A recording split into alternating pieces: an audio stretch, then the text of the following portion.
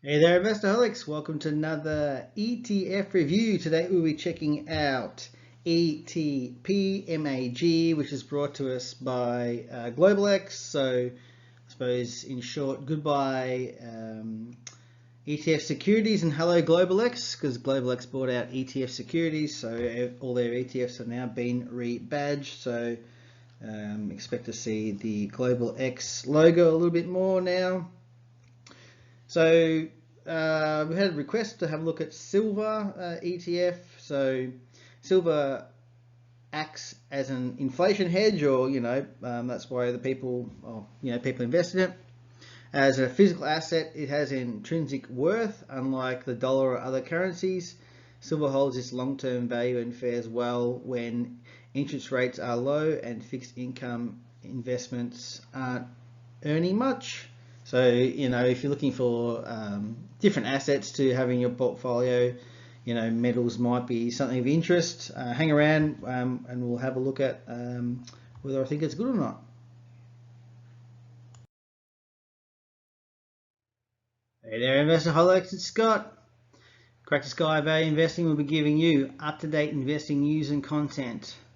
You can navigate the markets wherever you are. My mission is to give you the knowledge and confidence to take control of your financial life, expand your investment horizon, and crack your financial sky. Don't be afraid to give us a thumbs up and a subscribe.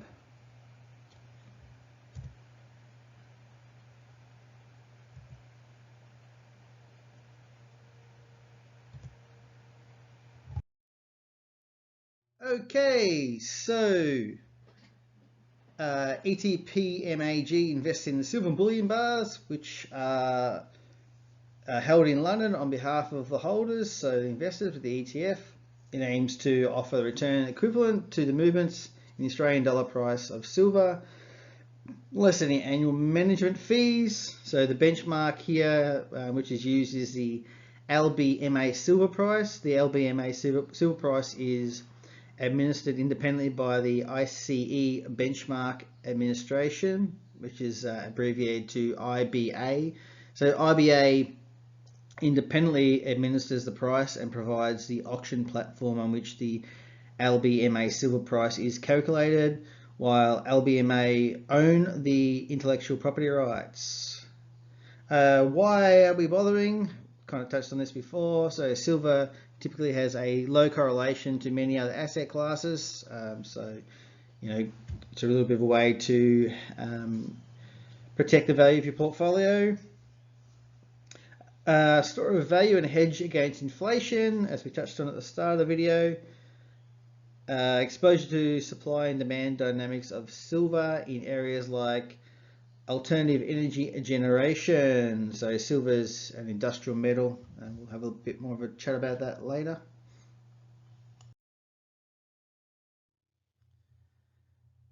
Okay, at the time of review, we had a net asset value of $27.26, trading just above that at $27.28. Market cap of $216 million. Management fees here, we're looking at 0.49%. Obviously no distribution, and the distribution yield is obviously zero. So silver is a tangible asset. Tangible assets generally move in the opposite direction from stocks and bonds. For this reason, many investors turn towards commodities like silver when the market is poor. When the market has a poor outlook, or in times of economic recession or political turmoil. Silver might get silver, gold, and metals, that type of stuff might be sort of coming back into a little bit more favour now because we're potentially going into one of those periods. Since it's impacted by different influences, silver can be a good way to diversify and counterbalance your portfolio. Vis-a-vis equities and other paper securities. Each individual GlobalX silver security has an effective entitlement to silver, and we can see the entitlement there, 934 of a troy ounce. So having some direct exposure to precious metals may be a good idea.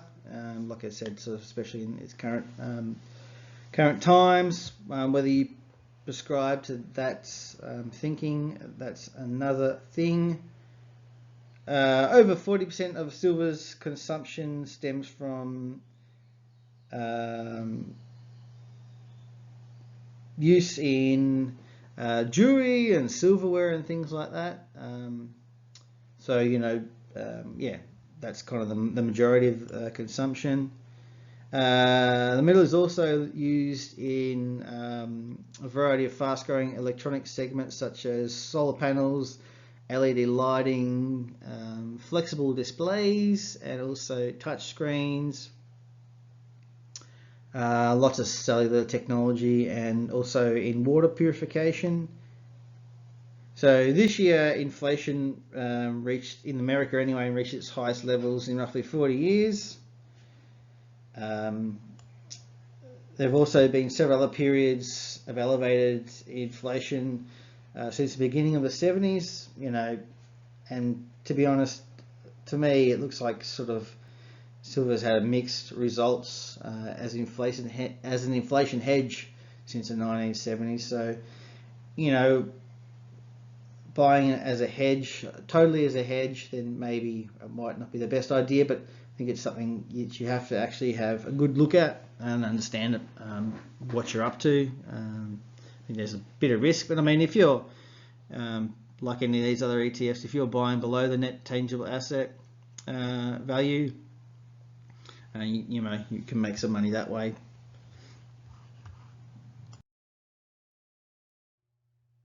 So silver's, a unique metal because it has properties of both a precious and industrial metal. Silver is useful in your portfolio's potential appreciates in both environments, and where demand for precious metals is rising, such as during periods of heightened volatility as we have now, as well as in areas of strong economic growth where industrial demand is expanding. So, I mean, you can use it as a hedge, but also it has that strong industrial use as well. So, over time, you should see the appreciation in the value of silver. That's as long as there's not an oversupply anyway. So for long-term investors, it might be an idea to have a small basket of mining stocks even maybe, or hold some, that kind of gives you exposure to silver. There's definitely lots of silver mining companies out there, most of them are listed in America or wherever, but not so much in Australia. But that kind of gives you another avenue of exposure. But overall, I think if you buy it at the right time, there may be some validity to actually owning it. But looking at the total returns, so since inception, which was in 2nd of January 2009, you've only made 4% if you bought the ETF when it went on the market at the first instance. You only made 4%. So with that with that perspective, is it a great investment? Probably not. But if you can sit there and look at the charts and buy the low spots and when it's out of favor, you might be able to make some money on it. But I think that's a complete it's another skill. And you have to be really involved in the metals type of stuff. So know about the value of silver and sort of be able to follow it a bit. So for me, it's a bit out of my league. I wouldn't probably bother with it. But if you have a strong interest and you're prepared to do the research and find out more about silver and the markets, then it might be something of interest.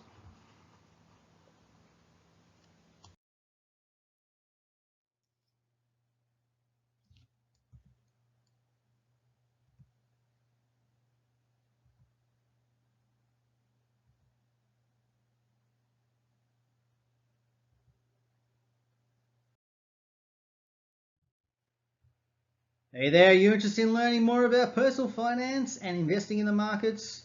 If you are, smash the like and subscribe buttons down the bottom of the screen there. Crack the Sky Value Investing will be giving you up-to-date investing news and content so you can navigate the markets wherever you are, expand your financial horizon and crack your financial sky. Hey guys, I hope you enjoyed the video.